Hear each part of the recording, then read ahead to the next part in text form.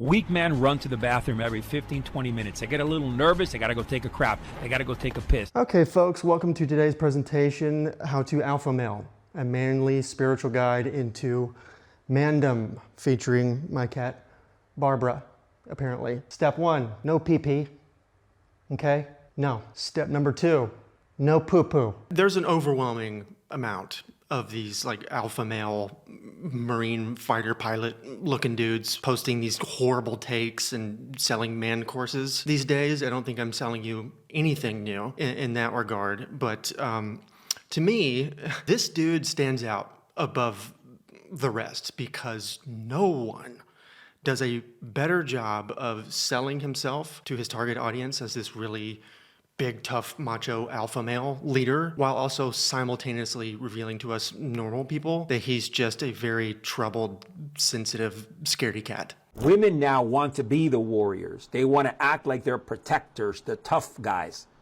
Get the f*** out of here with that. His name is Rafa Conde. He's a former cop and a former SWAT team operator. He now writes these like man books, and he runs a $10,000 boot camp where they claim to teach you how to be a man and, you know, better yourself. But it's really just a place where they dress you up like a soldier for some reason, and they berate you and just physically exhaust you for 4 days, and then you go home. And in order to sell his man books and his man courses, he posts stuff like this. Okay, when I shake a hand, the first thing that I look at, and this is the truth, okay, if that fucker is wearing shorts and some fucking flip-flops, it's a preconceived idea that gets imprinted in my mind. He's gonna have a limp fucking handshake. I'm 100 out of 100 with that. Little math problem here for you, okay? Don't be soft. I don't want these Charmin shakes right here. Yeah, this is my Uncle Phil on screen, and this is a real person, so I'm naturally blurring his face, but this is him, and he's always traveling somewhere. If he's not wearing cargo pants and, you know, hiking boots, he's wearing shorts and flip-flops, and he has the strongest handshake I have ever felt in my life. It's literally to the point where your index finger and your pinky are like just rubbing against each other, and your fingers are just, you know. I want you to make my hand look like this when you shake my hand, okay? That's what I want. I want you to turn my shit into paste. Okay? Look, I know that's just one person, I know, but this dude lives in Florida. Do you know how many retired 70-year-old veterans there are in Florida wearing Hawaiian shirts and board shorts and flip-flops walking around? You mean to tell me he has not met a single one of them that just took the life out of his hand? Get out of here. You're either a liar or you're a secret introvert who never leaves the house once you're off the clock. Weak men run to the bathroom every 15, 20 minutes. They get a little nervous, they gotta go take a crap, they gotta go take a piss. And when you walk into a public restroom and you see a guy taking a crap, you know, that's embarrassing. I gotta tell you, this is the most vulnerable position a man is ever gonna be in. Taking a crap. Anyone can open the door, stab you in the neck with a knife. Think about that for a moment. Anyone know what this is?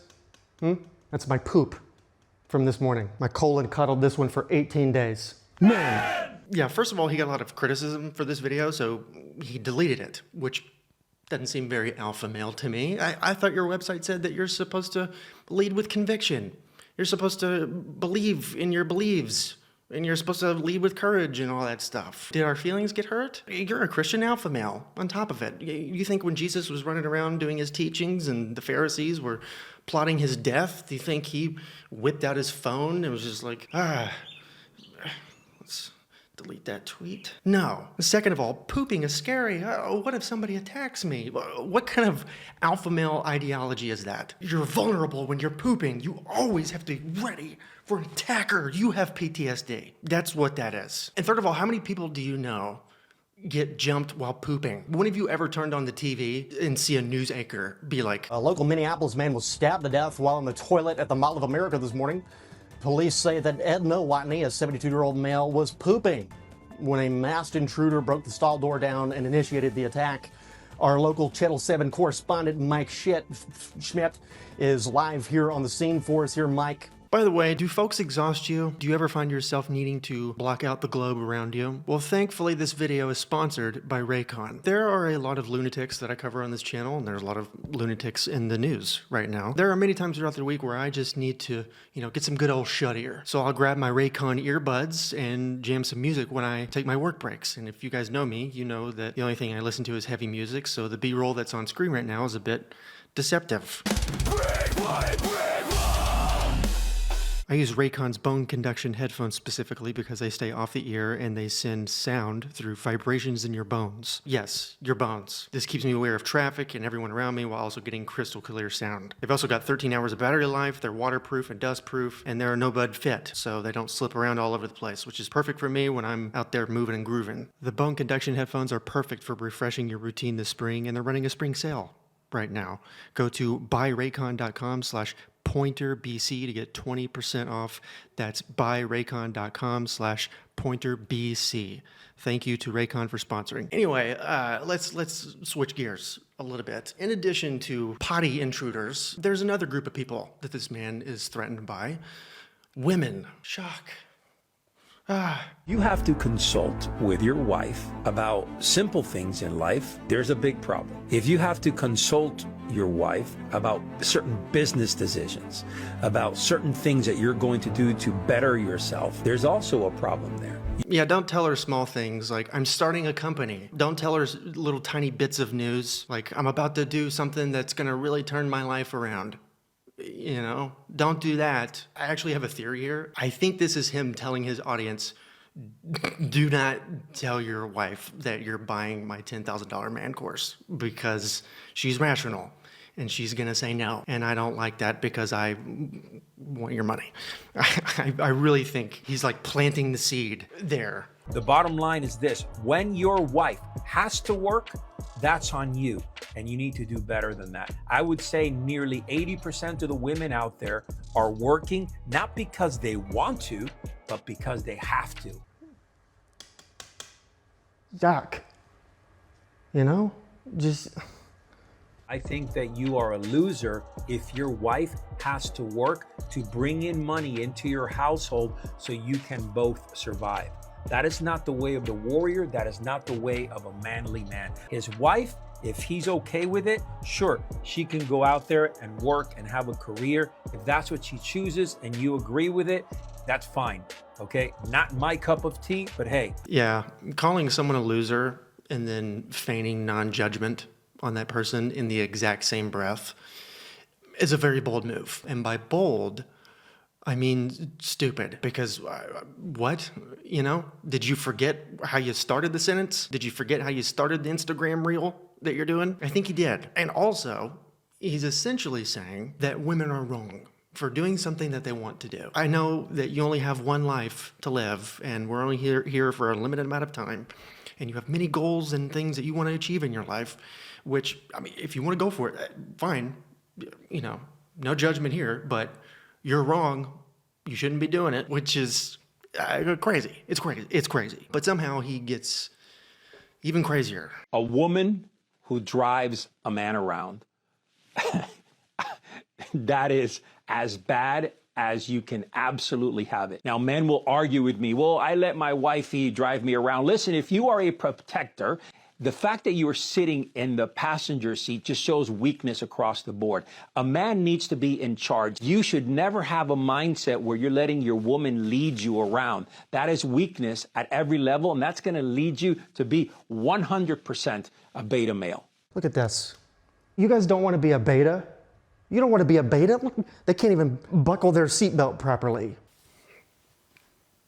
Here's a thought. What if the man and woman take turns looking out for each other? You have a better chance of survival and battle readiness that way. If a rogue CIA operative ever breaks into your house in the middle of the night and you suddenly find yourself in a knife fight in your underwear, you don't want the other person just standing there, please help me, please. No, you want one person slicing him up and you want the other one jabbing him with a blowpoke. And then you stand over his body at the end and you high five and then you call the police. That's what you want, right? You would think with somebody like this, a tough alpha male, he's like, you gotta always be ready to go. All the time, every second of the day is a opportunity to be ready. I'm going nuts. All right, sorry, but am I wrong? Like it feels like a contradiction to me. Gross.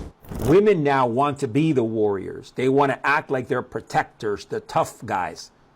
Get the out of here with that. It'll never happen that way. In any way, shape, or form. Women are not wired to be protectors or warriors. Look at Barbara. Look at her. Look at this. You guys think women could protect? No. All right, dude.